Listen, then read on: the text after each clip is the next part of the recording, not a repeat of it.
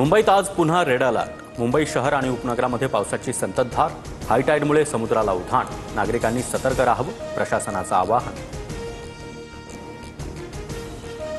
पुण्यातील एकता नगर परिसरात पाणी साचलं। अनेक सोसायट्यांमध्ये पाणी शिरल्यानं रहिवाशांचं रेस्क्यू। खडकवासला धरणामधून 35,000 क्युसेक पाण्याचा विसर्ग। जिल्ह्याला रेड अलर्ट जारी। उपमुख्यमंत्री अजित पवारांकडून राज्यातील पावसाचा आढावा। कुणीही घाबरून जाऊ नका, असुरक्षित वाटणार नाही याची काळजी महायुती सरकार घेत आहे, अजित पवारांचं आवाहन। तर मुख्यमंत्री फडणवीसांसोबत पुण्यातील पावसाची पाहणी करण्याची ही शक्यता। साताऱ्यातील कृष्णा नदीला देखील पूर। संगम माहुली मधील कैलास स्मशानभूमी पाण्यात, तर वाईच्या महागणपती मंदिराला पुराच्या पाण्याचा वेढा।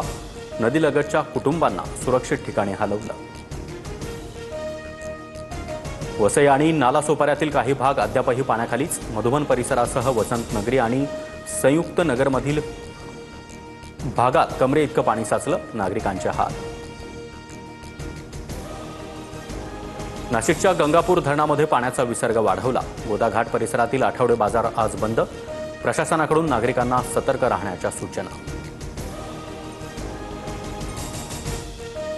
भांडूपमध्ये हेडफोन घालून प्रवास करणं तरुणाच्या जीवावर बेतलं। महावितरणच्या वायरचा शॉक लागून दीपक पिल्लेचा मृत्यू। नागरिकांनी बाजूला होण्यासाठी हाक दिली, मात्र हेडफोनमुळे हाक ऐकू आली नाही। बेस्ट कामगार पतपेढी निवडणुकीत ठाकरे बंधूंना दणका। सर्व पॅनल पराभूत, तर शशांकराव यांच्या पॅनलचे सर्वाधिक 14 उमेदवार विजयी। प्रसाद लाड यांच्या पॅनलचे 7 उमेदवार जिंकले।